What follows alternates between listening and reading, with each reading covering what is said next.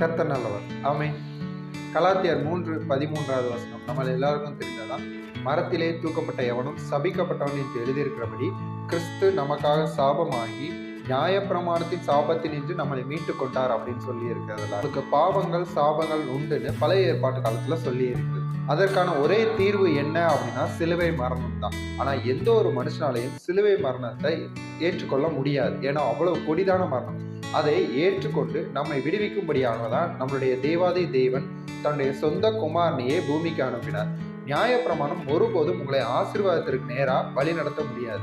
அந்த நியாயப்பிரமாணத்தை மேற்கொள்ளணும், அதை ஃபாலோ பண்ணணும் அப்படின்னு நினைச்சீங்கன்னா உங்களுக்கு பாவமும் சிறந்துக்கிட்டே தான் இருக்கும். ஏன்னா அது ரொம்ப பரிசுத்தமானது. கிறிஸ்து வந்து சிலுவை சுமந்து சிலுவையில் மரணத்தின் நிமித்தமாக அந்த நியாயப்பிரமாணத்திற்கு உட்பட்ட சாபம் நமக்கு நீங்களாக்கப்பட்டிருக்கிறதுன்னு சொல்லியிருக்கிறது. சரி, சிலுவையில கிறிஸ்து எப்படிங்க நம்ம சாபம் பாவம்லாம் மாற்றினார் அப்படிங்கிறார். பிதாக்கள் செய்த தப்பிதங்களை 3ஆம் 4ஆம் தலைமுறை மட்டும் விசாரிப்பேன்னு ஆதியில தேவன் சொல்லி இருக்கிறார்.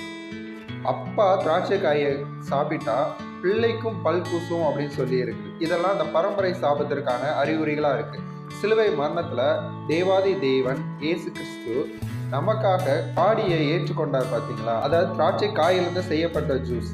இது அந்த வசனத்தை எடுத்து உரைக்கிறதா இருக்கு. இன்னைக்கு தேவன் சிலுவையில அந்த காடியை ஏற்றுக்கொண்டதுனால பிதாக்கள் மூலமா வருகிற சாபத்துல இருந்து நம்ம மீட்டு கொள்ளப்பட்டிருக்கிறோம். இது எல்லாம் சிலுவை மரணத்துல எடுத்துரைக்கப்பட்டிருக்கிறது. அதுதான் இங்க வேதம் சொல்லுகிறது. மரத்தில் தூக்கப்பட்ட எவனும், அதாவது சிலுவை மரத்துல தூக்கப்பட்ட எவனும் சபிக்கப்பட்டவன் என்று எழுதியிருக்கிறபடி, அதாவது நமக்கு வர வேண்டிய சாபத்தை அவர் சுமந்ததுனால நியாயப்பிரமாணத்தின் சாபத்தில் என்று மீட்டு கொள்ளப்பட்டிருக்கிறோம் அப்படின்னு.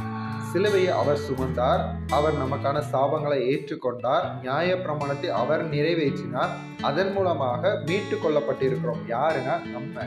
இது எல்லாத்தையும் தேவாதி தேவன் நம் மீது வைத்த அன்பின் நிமித்தமாக, இரக்கத்தின் நிமித்தமாக, மிகுந்த கிருபையின் நிமித்தமாக நம்மை மீட்டு கொண்டு இருக்கிறார். விசுவாசிங்க.